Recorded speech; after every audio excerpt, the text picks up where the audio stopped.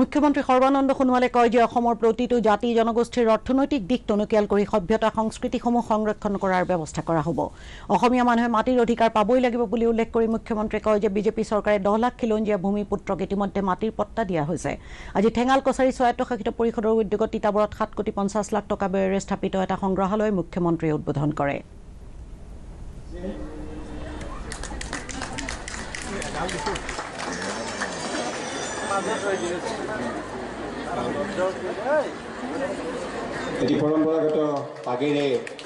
আজি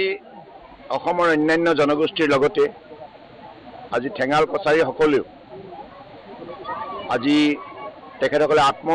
আত্মনিৰ্ভৰশীল হোৱাৰ ক্ষেত্ৰত দৃঢ়তাৰে আগবাঢ়িছে আৰু ইয়াত সুন্দৰ ৰূপত এটা মিউজিয়াম তেখেতসকলে এটা কালচাৰেল কমপ্লেক্স ডেভেলপ কৰিবলৈ সক্ষম হৈছে আৰু ইয়াৰ উপৰিও আত্মনিৰ্ভৰশীল হোৱাৰ ক্ষেত্ৰত যুৱশক্তি তেখেতসকলে কৃষি অৰ্থনীতিত অধিক উদগনি দি আজি ইয়াত ধান উৎপাদনৰ ক্ষেত্ৰত উল্লেখযোগ্য সফলতা অৰ্জন কৰিছে। অসমৰ বৰাক ব্ৰহ্মপুত্ৰ পাহাৰ ভৈয়াম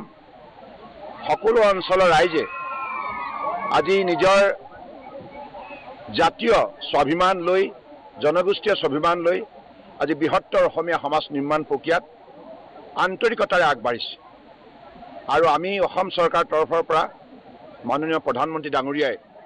প্ৰদান কৰা যি সাৰ্বজনীন গণতান্ত্ৰিক নীতি মানৱীয় নীতি